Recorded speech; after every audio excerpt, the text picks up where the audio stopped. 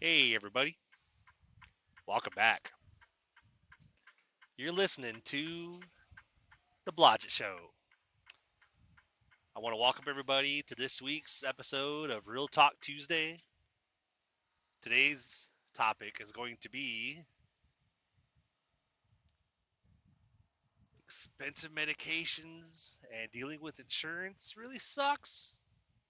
This is episode 66. So,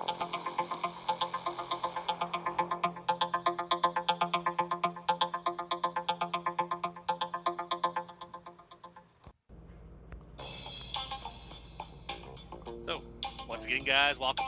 Appreciate you being here. If you're new to this podcast, my name is Chris. I am your host. I appreciate you guys being here. I appreciate you tuning in.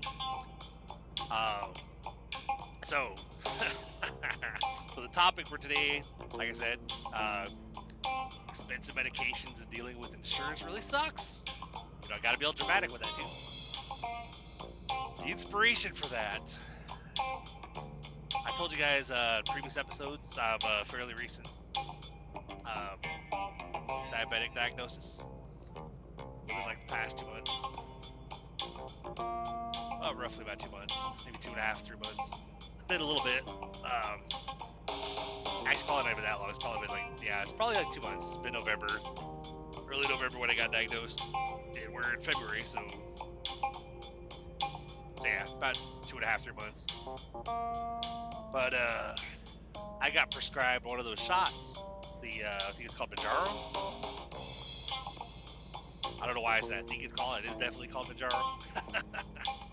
I'm tired, guys. Can you tell? But so like all the other meds, like metformin and stuff like that, like my insurance is great. Never had a problem with them. Actually, one thing I've noticed is like if I go to the doctor and I'll get a bill, my insurance will cover part of it, obviously. But apparently we have a high-ass deductible.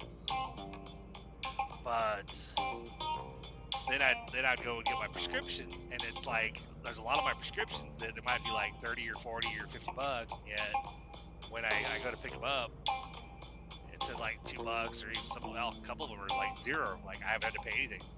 And then I get the, when you get the medications home from the pharmacy, they have a little printout that says you saved this much. And I go, oh, cool. So. And some of them you save $43 out of a $43 charge. Oh, awesome. Well, that's pretty cool, But and some of them a little bit cheaper, Like, oh, you saved $5. Oh, cool, awesome. Hey, that's still something, Like it might only be a $15 medication, and I save like $8, so I end up paying like $7 or something. I can live with that, not for a 1 month supply. But Manjaro, along with like the other kinds of like shots that people use for weight loss, but they're also they're specifically meant for diabetic patients. But because a lot of people use them for weight loss, insurance companies they're not very open to covering them, to pay for them. So when I initially saw my endocrinologist, she prescribed, she prescribed the Wegovy, or not Wegovy, she prescribed the Manjaro, but she gave me a trial pack. It was like a 4-week trial, like 2.5 milligram dosage. And so I didn't need to get it filled for a couple weeks because I had a 4-week trial. So that's cool. But during those 4 weeks, we were trying to get them covered with insurance, though. So by the time that I was going to run out of the trial pack, I was getting notified by the pharmacy that insurance refused to pay for it. And so I reached out to my doctor. She basically gave me another trial pack so that I could not lose any time, so I can keep on the medication while we continue to fight with insurance. Because insurance basically told me, and this is Blue Cross too, which I think Blue Cross usually is pretty good, but I guess it depends on what you sign up for. And when I enrolled in insurance during open enrollment, I guess I didn't pick a very good plan. But of course, you know how when you're enrolling, there's not really a whole lot of information. It's like you get this plan with this deductible, this plan with this deductible. So I picked one of the ones that I don't know if I picked the one with the highest deductible or if I just picked. I think I looked at one that's not a high deductible, but the weekly premium wasn't like.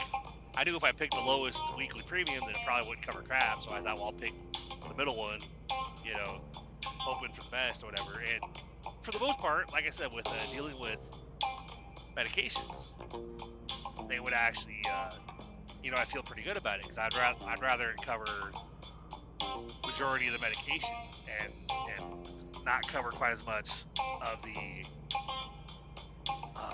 medical visits versus the other way around, like cover the visits, but then you're paying out of pocket 100% for the prescriptions, And I'm sure a lot of you out there, this is kind of what I had to think for a minute, like what kind of topic do I want to talk about today? And this is actually something that was on my mind the other day, like I think yesterday's when I was dealing with this crap. But before I get to that, I'm gonna keep on what I was talking about there. But so we basically got denied, so I couldn't pick up that prescription as far as the shot goes. But I was picking up the metformin, which is 100% covered, which I'm like, that's kind of weird that they'll cover that, but not the other one. And when I called to talk to him about it, they're like, oh yeah, it wasn't approved because you don't have a diabetic diagnosis or a diabetes diagnosis. I'm like, yes, I do. Like, oh, okay, we'll have your doctor call in and they can talk to our pharmacy department, go do the peer-to-peer thing, and she should be able to get it approved. I'm like, okay. So I went in and had my follow-up with my endocrinologist, basically the diabetic doctor. I guess blood doctor, I guess would be a better way to explain that, I guess, or describe her. And I told her, I said, well, this is what the insurance company told me. They said they need you to call in and do this. And she goes, well, you should be able to file an appeal yourself. I'm like, I tried to call them. They specifically told me that I had to have my doctor call in. She goes, well, that's really weird. I've never had to do that. I'm like, I'm just telling you what I was told. I was like, I would totally appeal it if I was able to, but they didn't give me that option. She goes, all right, yeah, I'll give them a call, and I'll have my nurse call them, and see what we. So she called and submitted the appeal thing for him. Like 4 or 5 days later, I got a call. I think it was like a Friday morning or Friday afternoon when I got up after, getting working the night before, going to bed at like 4 or 5 in the morning, getting up at like 1 or 2 that afternoon, and getting ready to hang out for 2 hours or whatever before getting ready to head to work again. And I had a voicemail from Blue Cross, basically. The guy was like, this is a message for Christopher Blodgett.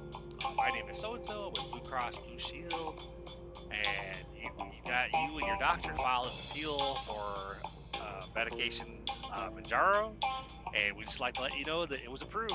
So that's pretty much, there's no need for you to call us back. I'm going to be giving your doctor a call right after this to let her know as well. Thank you so much. I'm like, oh, cool. Something like awesome. So a couple days later, I went ahead and actually it was like Sunday when I was off. I was going in to pick up my other meds at the Publix pharmacy, and I asked the pharmacist. I said, I'm told that Blue Cross approved Manjaro. Can you tell me if it's still going to be like a couple $100? Because I know it's like a $1,300 medication. And he was like, no, it'd be like $25. I'm like, really? Well, shit. Okay.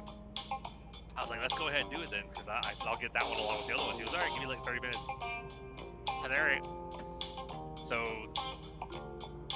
hung out for half an hour. Basically, I had to do some shopping anyway to get my stuffed chicken breast and stuff for my, and the quinoa and French style green beans for my meal prep, for me to get my meals set up for me to bring out here on the road.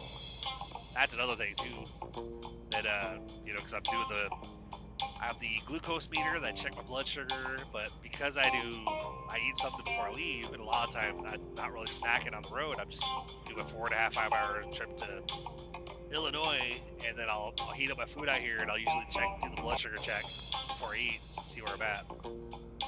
Well, I guess I bottomed out today. I was at like 69. I guess anything below 70 is not good. So a lot of times my lowest is like 75, 80, but usually a lot of times I'm like 90-ish, but it just means I gotta, need to eat periodically just to maintain maintain a healthy blood sugar level, but, which is weird because they're like talking to my doctor about the recent stuff or whatever. Like, hey, you know, before I refilled the script, I was like, or before I dealt with the issue they'll talk about here in a minute, I messaged my doctor to say, hey, am I staying at the 5 milligram dosage for Manjaro, or am I going to go up to the 7.5? She goes, I think I'm going to keep you at the 5 until we have a follow up in March, unless your blood sugar levels have been still like really high. So actually, if anything, they're low. Like, I'm very rarely, although, but that's because I'm checking like 4 or 5 hours. So if I check like after eating within 2 hours, I'm like 100 something. But usually it's a little longer, so by that point I'm dropping down again, you know. So, but so I submitted the refill request because I used my last shot last week or last Sunday, so I was gonna basically be picking things up tomorrow or you know this Sunday. And basically, you know, I got the notification saying, congratulations, your prescriptions are ready. I'm like, cool. And you can log on to the actual website, or actually they have an app. You can log on the app and look at what scripts are ready, and I can see what I'm gonna have to pay for them. And it'll show on the, you know, you owe this much for this one, this much for this one. And I was thinking, okay, but insurance is covering them now, so it should be $25 every month now. I log on there and it shows Manjaro at like $240. I was like, whoa, what the hell? I'm like, how did it go up from 25 to 240? That doesn't make sense. All the other ones are like, this medication is zero because insurance covered 45 out of the $45. I'm like, but yet they're not covered the shot. So called the wife, told her what was going on. I was like, yeah, I'm gonna have to call the pharmacy obviously to find out what's going on with them, and I gotta call Blue Cross to find out what's going on and why it's not 25 anymore.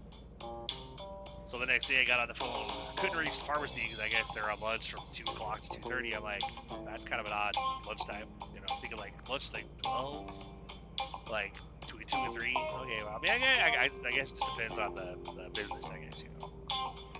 But so I couldn't get through the pharmacy right away, so I called Blue Cross and got them on the phone and was asking them, and they said, well, I mean, yeah, because like you might have had a discount card on there, and that's why it paid like $13.25 out of the $13.50. That's why you paid $25. But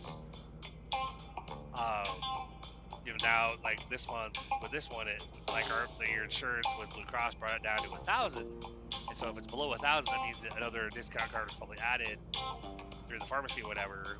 And they're like, basically your deductible, you still have a lot of a high deductible, say 4,000 or something that I still have to meet before they'll basically pay it. I'm like, so basically I have to pay another 4,000 out of pocket before you guys will pay for the shot because of the deductible. She was pretty much, I'm really sorry. I'm like, so I was like, well, you know, I was like, not your fault. So I sent a message off to my bosses to ask them, like, because I told them what the deal is. I said there's medications that I really need because I'm, you know, got a diabetic diagnosis, trying to get healthier, but I can't afford them because insurance isn't covering them because I have a high ass deductible. But it's something that I need in order to get better or whatever, to actually like work on my health or whatever. And basically asked them, is there any possibility of being able to switch my plan, even though it's not open enrollment? Could I adjust it? You know, like change it to a different plan and maybe pay a higher weekly premium or whatever. That's fine, whatever. Haven't heard back yet, but it was like, yes, it was last night when I messaged, so I'm not surprised. Probably be like Monday when I hear back from her. But so then I got on the phone with the pharmacy and they told me that yeah, we had it automatically applied a discount card to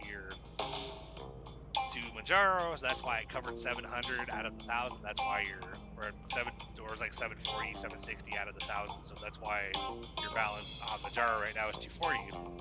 And I said, well, is it gonna stay at 240? I said, if it's 240 every month, I said I wouldn't like paying that, but I could plan for it, you know.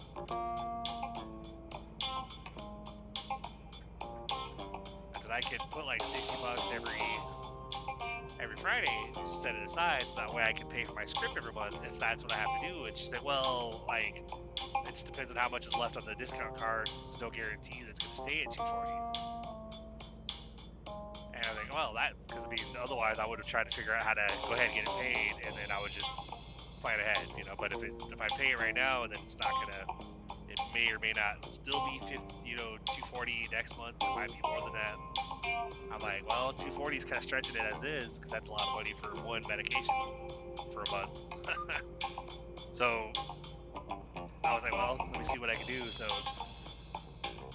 one thing that I did learn, one thing that I wanted to look into, one other option I had that I wasn't sure how it was going to pan out, is probably about 6 years back, one of the brief times I came off the road trying to be home. Again, this is before I did the local trucking job for FedEx, you know, which I should have come over here sooner, but of course, I never thought of it. I'll admit, I tell people all the time, it's like I knew of FedEx, but for some reason I didn't really look into them too much, because I was kind of hesitant about local positions anyway, because I thought, oh, I'm gonna have to be out of the truck and be in the trailers, physically unloading everything, and I was like, I don't want to do that, because over the road I was basically, you know, drop and hook or bump the dock and wait. You know, you back in the dock, you shut the truck off, you sit there and wait to get a green light, you pull away and go and check out with security. Really, I think I've been, in all the years I've been out here, I think I can count on one hand the number of times I've actually gotten in and had to help unload the trailer. And I was like, I prefer not to do it. Because they don't give you the fancy pallet jacks or whatever, or the forklifts or whatever. You have to go in there with the manual pallet jack, where you got a hold of the handle and you're wheeling it in there and you crank it up, so it lifts the pallet off the ground with all the stuff. You wheel it back out, drop it again, and so. But should have looked to doing that sooner. But back then I didn't have insurance. I think I was working for Publix at the time, and I didn't have insurance because I was part-time. And so I went to the VA, being that I'm a military veteran.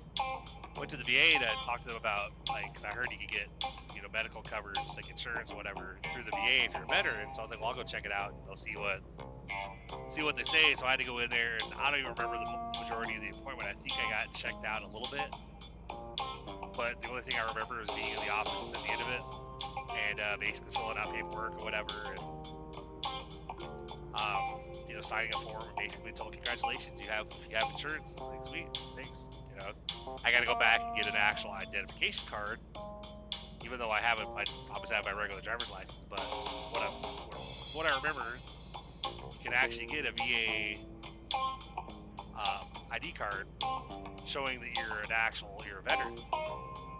Which I need to do that, so that way if I go in someplace and like, yeah, we offer military discount, do you have any? I'm like, well, I don't have anything like on hand proving that I'm a veteran. Like, I can dig up my DD-214 somewhere probably. But at least if I go in there and I get an ID card from the VA, I can show that to them. Like, yep, here you go. See, look, it says Air Force veteran, you know. But I knew after getting off the phone with the pharmacy that I was like, well, I know I'm covered with the VA, because I've also, like, after January 1st, I got a letter from the VA saying, basically, it was like the letter showing like proof of medical coverage for the year or whatever. This is proof showing you're covered all year. I'm like, well, I mean, that's interesting. Technically, even without my job, I had insurance all year. So I thought, well, when I get on the road, I'll give when I get on the road to head out with my load, I'll go ahead and give the VA a call.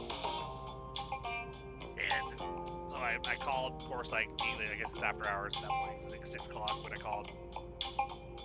And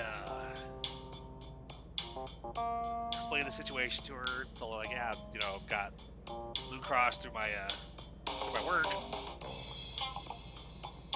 And you know, I'm a recent diabetic diagnosis, and need it's one of the medications, it's one of the shots that my insurance really doesn't cover anything, because I guess I have a high ass deductible, and I know I'm covered through the VA, but I didn't know how good it is, if it can cover anything. So if you could shine some light on that, that would be awesome. And that's what she was telling me. That like, well, actually, for like tier 1 prescriptions, um, like generic, like it's like copays like $6.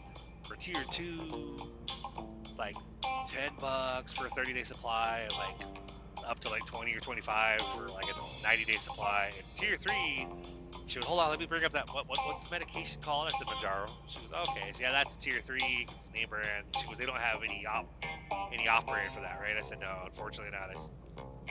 So when I was on the phone with the insurance company, I was asking them if there was any kind of a generic for the shots. She said basically they're all name brand right now. So I was like, yeah, I kind of figured as much.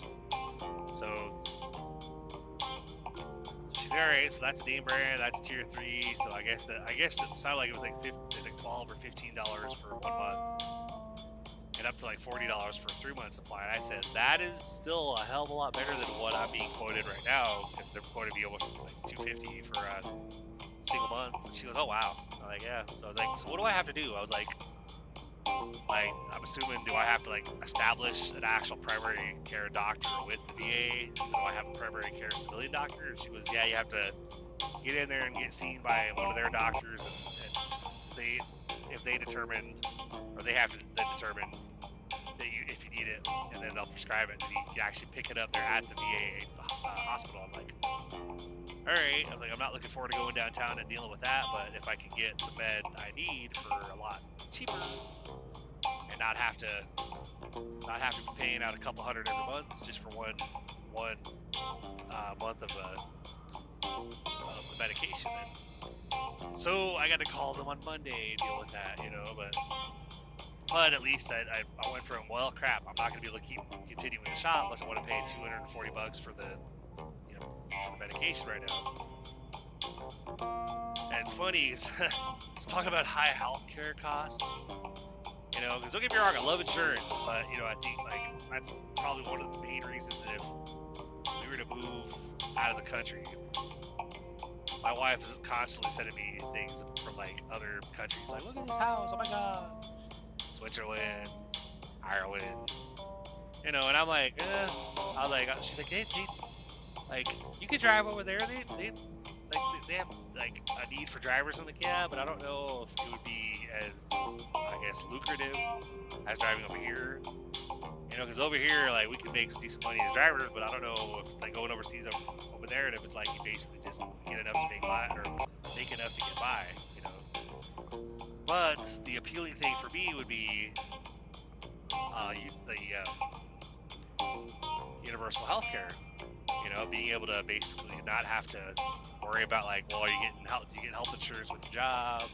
Is the health insurance going to pay anything? Because a lot of health insurance, sadly, nowadays, you got to really, you can pay a high premium per month and have them basically give you just a copay every month instead of a high deductible. But majority of the time, like, if you're anything like me, when you sign up for health insurance through your job, you're looking at, well, that's, the one I picked was like, for the family, it's like $160 per week, covering me, my wife, and my youngest, because Allie and Alex weren't home yet at that point. Even though they were back, like, they moved back in 2 weeks later, so I was like, well, crap. I was like, I could have literally covered you guys on my insurance, but I can't do it now because it's not open enrollment. But one of the funny things about having a huge ass deductible and having to meet it before the insurance will actually pay, to help pay and stuff. My wife recently, because of the ice that we had in Nashville, when she was at work one of the days that it was really icy, and she slipped and fell, and her employer, her boss, took her to the ER. And sorry I had to yawn on you there.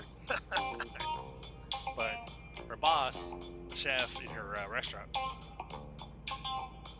took her to the ER, and basically it's gonna be covered with workers' comp and all that, but ER visit, and I guess it was x-rays and stuff. We got a bill from that medical office today, almost $3,000. I was like, I know there's only 2 things on the ER charge for like $1,400, $1,500, and the X-rays for like 12 or 14 or whatever. It was like $2,800 for like the total visit or whatever. I literally showed that to her and I said, hey love, and she's like, what the? I was like, yeah. I was like, what's this from? She goes, that's freaking, that should be covered by workers' comp. So I have to talk to my boss about that or whatever. So she called, got him on the phone, and she was, yeah, I got a bill. And basically he said, yeah, don't worry about it. Just bring the bill in, and we're gonna take care of it. I was like, can we have them bill insurance, and then he could go ahead and still pay it, and then that $2,800 will come off our deductible. That'll put us like within like $1,500 that we'll still owe our deductible for the year. But I said, so if we have any issues, I guess that's why I've heard. So I had somebody told me a while back that like if you have to do anything big that's gonna cost like $2,000 or $3,000, like medical wise, like gotta go have a surgery or whatever, they said go do it at the beginning of the year, like first part of January, and that'll fully tap your deductible, and then the rest of the year basically everything's paid. I said, well, that makes sense. Versus like do it at the end of the year and you basically just pay the rest of your deductible with that, but then you start over in January. So that's why I was like, I was inspired to talk about this on, that topic on this Real Talk Tuesday, because it's like insurance is great, but it sucks at the same time. Just like, because you got these, especially like I'm now, as a diabetic myself, I now understand when I hear diabetics talk about how hard it is for them to be able to get their medications because they can't afford it. I'm like, well, yeah, because like, hell, one of my medications is fucking $1,300, and insurance like, well, we dropped it to $1,000. Oh, great, thanks. Still can't get it. And they're like, oh, we applied a discount card, got it down to $300. Oh, great, cool, thanks. Still can't do it. But you got to pay $2,000 in rent. It's like, all right, do I pay rent or do I pay for this medication? Well, I mean, at least if I'm not on the medication, but rent's paid, I have a place to live, right? And I'm sure a lot of you can relate. It's like, do I pay this bill or do I pay this bill? Do I take care of this or do I pay the apartment complex, pay the mortgage, or whatever? Or it's like, do I pay the car payment or do I get this prescription? It's like, well, I need my car to. Need my RAM to be able to get to and from work because I'm not going to Uber. Got it. That's one of the things, constantly pushing forward and stuff, trying to make little, even if it's little progress, baby steps. So just talking to the wife a little bit about that as far as moving forward and stuff tonight, because I'm pretty sure she hasn't tuned in on any of my episodes, especially my Storytime Friday episodes, because she made a comment earlier about like that when I'm off and when we're all at home, and I might towards the tail end of the night I might get my computer out and go ahead and be working on the story for that week. She's like, I know you're working on your book, and like I'm curious, I'd really love to see what it's about, but I know that you're working on it and stuff. And I was like, actually, like most weeks I'm not actually working on the book when I'm done the writing. I'm working on the story for that week, for that Friday. I have a lot for the book already, but obviously it has a ways to go, but I'm more focused on I'm trying to keep consistent with the schedule that I've set for the Logic Show, because I'm always saying I'm posting episodes on every Tuesday and Friday between 2 and 5, or between 5 and 6 p.m. Central Time. And so I'm doing everything in my power to make sure that I have them not only like the stories written before I go back to work that week, and I'm making sure that I have Tuesday's episode already set up, so that way all I have to do is do the edits, put the background music in there, get it scheduled so that it'll automatically hit post at the designated time on Tuesday. Because I'm, trying to be dependable, trying to be reliable, trying to be consistent, and so I know obviously I need to, like, whenever I have any extra time that I'm not having to commit to other things, then I'm gonna jump on there and be working on some of the other parts for the book, that I'm working on and stuff. But I'm not really in a hurry for that, because I know that I can finish that at my own pace, and I can, you know, get it, you know, edited, get it, you know, formatted. I think I said formatted in it. I'm like, yeah, I'm tired, but I get that ready to go and not have to get it published and not have to really worry too much about a time frame, you know, versus like the show, you know, it's all about doing what you gotta do, push it forward, one foot in front of the other, take it day by day, week by week. You know what I always say. All my different sayings I have, you know, and I don't want to, you know, I figure I owe it to you guys to do what I'm currently doing and do what I have to do to keep all these episodes posting on time, so that way, you know, I can be here every week for you guys. So, but it's interesting because when she made that comment about you know, working on the book and blah blah blah, and I was like, actually, it's not the book I'm working on, but she would know that if she listened. So I was like, yeah, okay, you know, no big deal. And maybe I'll send the text versions, you know, from my computer. Maybe I'll forward those to her so she can actually read them herself. You know, but I get it. You know, I'm her husband, so you know, like, it would be weird. I guess maybe she thinks it'd be just a little weird listening to her husband talk on a podcast. You know, but, you know. But she's like, well, I support you as best I can. Like, whenever you share them on Facebook and stuff, I like it, you know, and I like it on Instagram. I'm like, cool, all right, well, I appreciate that. Thanks, you know. So, any support is good support, you know. Obviously, I'd love for her to listen to the stories so she would actually hear what I've been writing versus assume that I'm working on something else. But, hey, it's all good, you know. So, but guys, you know, it's like we're dealing with insurance and medications and stuff. I'm sure a lot of people out there can pretty much relate to the issue I'm having, where there's certain medications or either gotta see a specialist and your insurance doesn't cover crap. Like, hell, 2 visits to my endocrinologist, I got a bill for $500. Of course, I got charged out the nose for when she was doing blood work. You know, so I was like, wow, okay, 2 visits and $500 bill. Oh wow, okay. I haven't gotten a bill from when I saw my primary care though, so I wonder if that was fully covered because of preventative. Which technically you'd figure the specialist for the diabetes, that should be, you know, something that was covered too, because technically it's something I have to do. It's not like I'm just going and seeing a specialist to check out this random issue. It's like, no, I have diabetes and I need to see an endocrinologist about the treatment for that. But hey, it's all good, you know. But so, you know, here's hoping that I'm kind of worried about getting in touch with the VA and they'll be like, well, we can get you in a couple weeks. All right, well, but I have my weight has actually come down since I've been on the shop. But I know when I was off for a week, I went up by a couple pounds again. You know, and that week I noticed it was a lot harder to drive between Illinois and Nashville without wanting to stop and grab a snack.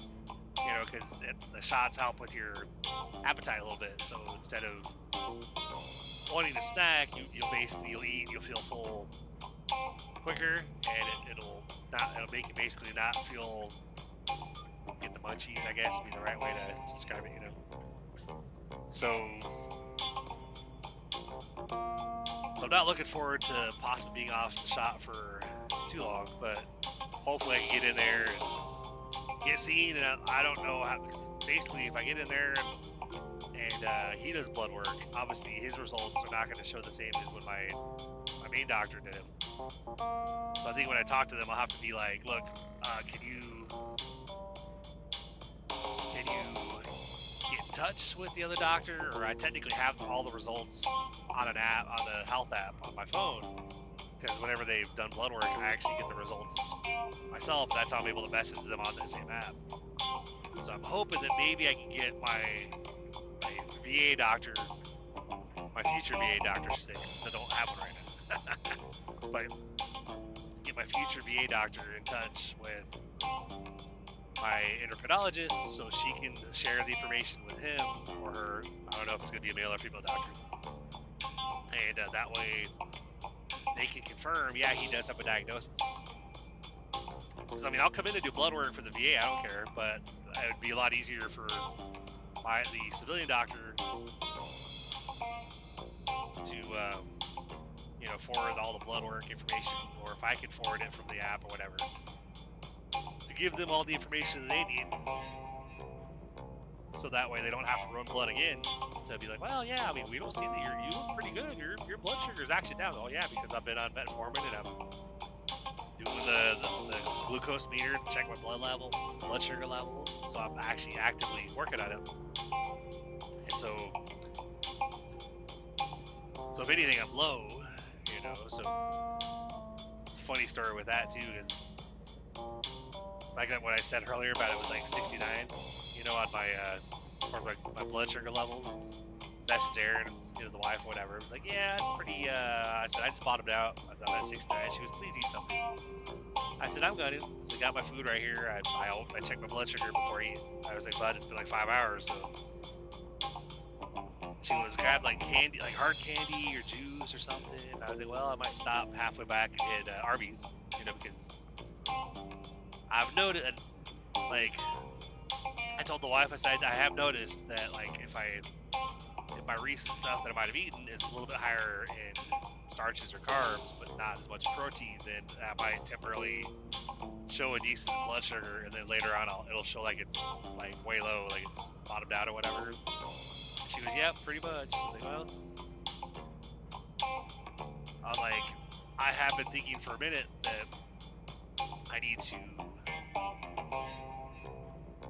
like, whenever I do my food shopping to do my meal prep for the week, that maybe I should get like 1 or 2 packs of those like crackers, the peanut butter crackers or cheese crackers, and bring like 1 or 2 packs out with me each day, so that way in between Nashville and Illinois, I can have a pack, at least 1 pack of crackers to kind of like, you know, keep my blood sugar from, you know, hitting the low or whatever. Because that is the first time, literally, when I did that test.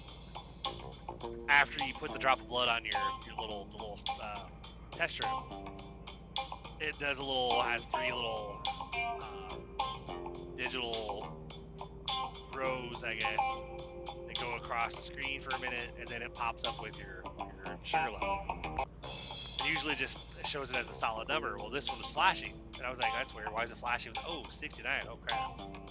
It's like anything below 70 is not good. So I guess I need to. It's all about. And I always thought that having diabetes that you're always way too high, but you know, now with treatment now, I'm having to like plan out. All right, I got to eat every couple hours, at least something to try to like maintain a decent blood sugar or whatever, you know. So it's a learning curve, but that 69 definitely worried me or whatever. But that's why the wife said, please eat. I'm gonna. So of course, you know. I was told, oh, and Allie made waffles, you know, at home for dinner, and I guess there's bacon. I was like, so if midnight it is, so I'll probably be stopping at Arby's. She goes, no, there's plenty of waffles here. There's plenty for everybody. I said, yeah, but love, I don't like waffles by themselves are great, but they're a little like just them by themselves are way too starchy for just to eat those by themselves for a meal. So I said, yeah, I would be like, oh cool, my blood sugar would spike up, but then I would crash out again. So I said, maybe maybe I'll fry up a couple eggs with it, you know, and have the bacon, eggs, and some waffle. And she goes, yeah, bacon, eggs. Bacon and eggs would definitely be better with the waffle, but you know, Allie worked hard. I was like, yeah, I know. I'm not complaining. I'm just saying that for me coming home and stuff, I'm all like, when I'm thinking meals, usually I'm more of the protein kind of guy, you know. Like, the fam at home, they'll make pancakes, be like, hey, cool, there's pancakes, cool, or like that, you know, and so I'll fry up some eggs, like, what, you didn't want just pancakes? I'm like, no, not really.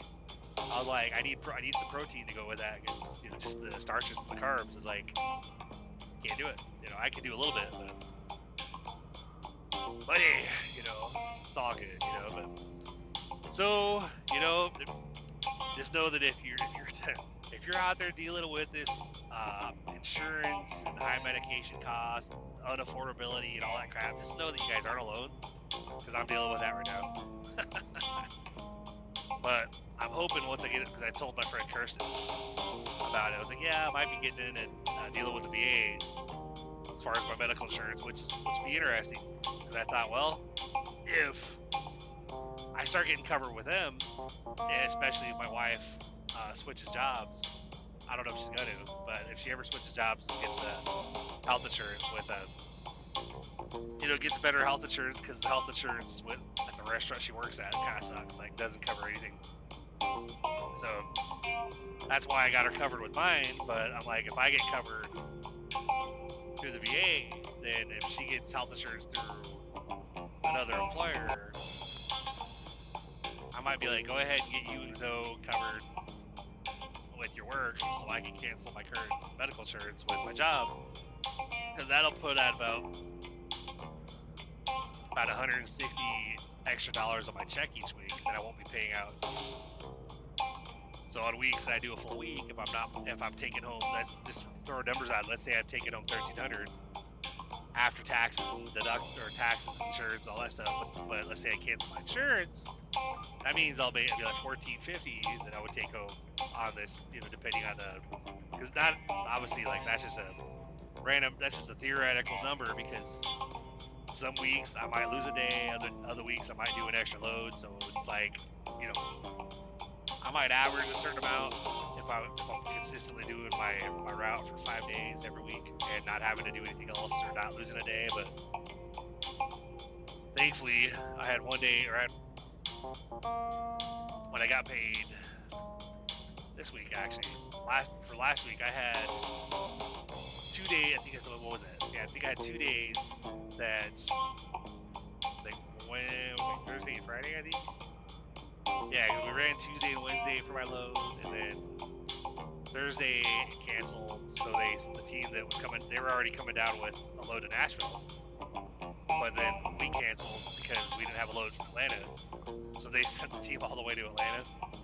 So Thursday and Friday I was doing other stuff, and then Saturday our load ran again that night. But because I was doing other stuff that maybe didn't pay quite as well as what I normally do, but at least it was paying like a good percentage of it. My check was maybe about $100 shy of what it normally is, which I was like, okay, well, that's better than losing $300 because of one day, But thankfully this week we did 5 days, so it's like, I like the consistency, Got to keep the consistent miles, keep the consistent paychecks, because when I first started doing this route back in March of last year, there were a lot of, like, the first 2 months, it felt like every week I was losing 2 days. Like, randomly get a text, yeah, free to cancel. Well, crap. So what am I doing? They're like, well, they're trying to find you something. I'm like, okay. And then a lot of those days I would just say, screw it. I would go out, when I'm not here for my boss, I would go out with my kiddo, and we'd go hit Goodwill, and we'd walk around, and we'd go grab some food or whatever. And every so often, late at night, I would get a message saying, hey, Nashville has such and such food. Like, okay, cool. But majority of those nights, I was just off. Like, I would work, so I wouldn't hear anything, so I'd stay home. And my routine is basically to enjoy adult beverages on my days off, on my weekend, technically. But during those weeks, I would go out on the days that I wasn't working, like by 8:30, 9 o'clock at night. I'm like, well, I guess I'm off. So I would go grab a couple of my usual drinks or whatever, bring them home, chill out, watching Netflix or whatever while enjoying my drinks. The next day, do the same thing. Wake up that afternoon, find out if it's running, and then if it's not, wait till 8:30, 9 o'clock at night before finding out, yep, they don't have anything. Okay. So after about 2 months of dealing with that, I finally reached out to the higher ups above my boss. I went above his head, basically said, like, hey, this is a problem, because, like, I came over here because I was told, hey, you're gonna make better money than where you're at, but I haven't been. I've been falling behind on bills because of this, and my boss reached out, basically we touched base, and he was like, well, because I got these backup runs that I now have available, that if your run cancels, I can get you on something else. All right, cool. I said, that's all I care about. I said, I said, when I'm off on my normal days, I feel fine, but when I'm off on a day I'm supposed to be working, I feel out of it. Because I know that even though I'm off, yes, I'm home hanging out with the fam, but mentally I'm thinking I need to be working. Like, I'm not supposed to be off tonight, this is weird, you know. So, but, you know, thankfully everything's consistent now. It's just dealing with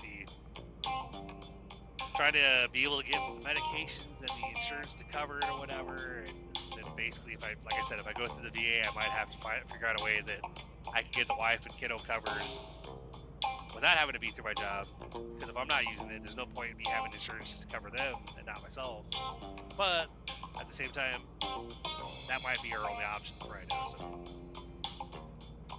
I might have to hold on. Well, actually, net plus net, you know, when I come to open enrollment again, I can possibly try to look into which one might be better, so that I'm not having to do a high deductible. Because Blue Cross basically said, when you come to open enrollment again, if you want to call us and talk to, like, tell us what options you have, we can tell you which one's the better one for better fit for what you have to cover, like high cost medications and stuff. I said, all right, cool.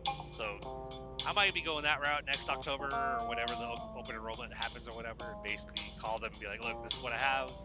I really need these medications covered. Which one of these will cover those? So I said I don't really want to do just a high deductible, and you know, you got to beat that before we'll even pay anything, because that kind of sucks. Because then it's like, well, what's the point of having the insurance if I got to pay $6 grand out of pocket before you guys will cover shit? You know, I've never understood that. You know, but I guess it's a way that insurance can get your, you know, they can not have to pay out, because basically you're paying your premium, but in order for them to pay, you got to be this really high deductible, whatever. And you know, it's like, wow, okay. So anyway, guys, on that note, I think I'll go ahead and leave you with that. But you know what I always say, guys. Keep pushing forward. Keep believing. Don't let things like, you know, if you're dealing with same issues I am right now with the healthcare costs, insurance not paying for stuff, high cost prescriptions that you're having trouble affording because insurance again will only pay a part of it. It's like we're paying for insurance so that they can help us with what we need to get medically and stuff. But then you're paying insurance and they're like, well, we'll pay it after you pay $3,000, $4,000 or $5,000 of your deductible. Like, well, that kind of sucks. Versus like car insurance, you can have a plan where it's like $500, like a $500 or $250 deductible before insurance will pay, which is a hell of a lot better than we got to pay $5,000 of medical expenses before we'll cover anything. Like, oh crap! All right. So, you know, don't let little stuff like that get you down. Just, you know, especially if you're a veteran, that's one thing I wanted to recommend. You know, if you're a veteran and you're dealing with like really bad insurance coverage through your job, go to the VA and talk to them, because like I guess, like I said, like I didn't know what it even entailed, what it covered, because I had never used my VA insurance before. But it sounds to me like I might actually look at that $1,300 prescription for like $20 a month probably. And I'm like, I can live with that, you know. I would love to find out if they can send that, if I can still get paid that $20, but have it go through my regular pharmacy so I don't have to go downtown, because that would be even better. Or maybe I can have them ship it. I might be able to have them ship it to me. That'd be kind of cool. I'm doubting it, but I guess I'll find out. But keep pushing forward, guys. Keep believing. You know, one foot for the other, one day at a time, 1 week at a time. Believe you can. Believe you will. And then you're already halfway there, and then you just have to go out there and do it. You know? And aside from that, I appreciate you guys being here. Thanks for tuning in and hanging out with me here on this Real Talk Tuesday. And I look forward to hanging out with you guys when I read you guys the next story I write for Storytime Friday.